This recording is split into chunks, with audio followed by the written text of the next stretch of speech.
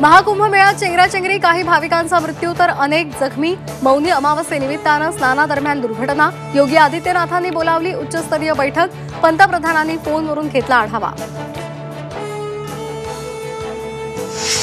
प्रयागराजमध्ये भरलेल्या महाकुंभमेळ्यात भाविकांच्या पवित्र स्नानाचा नवा रेकॉर्ड। आतापर्यंत 20 कोटींहून अधिक भाविकांनी महाकुंभमेळ्यात पवित्र स्नान केलं। मुख्यमंत्री देवेंद्र फडणवीस आजपासून 3 दिवस दिल्ली दौऱ्यावर। दिल्ली विधानसभा निवडणूक प्रचारासाठी फडणवीस दिल्लीत। फडणवीसांचे रोड शो आणि प्रचार सभा होणार।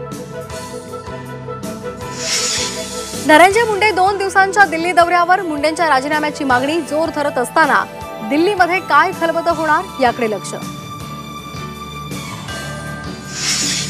संतोष देशमुख हत्येतील आरोपी कृष्णा आंधळेला पकडण्यात पोलिसांना अपयश। 50 दिवस उलटले, मात्र आरोपी कृष्णा आंधळे याचे धागेदोरे मिळेना।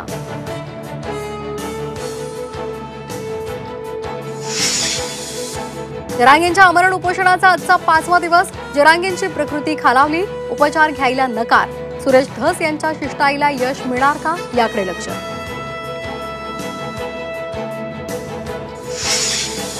महाराष्ट्रातील सरकारी शाळांमधील शिक्षणाचं भयाण वास्तव उघड। 6वी ते 8वीच्या 65% विद्यार्थ्यांना भागाकार येत नसल्याचा असर संस्थेचा अहवाल।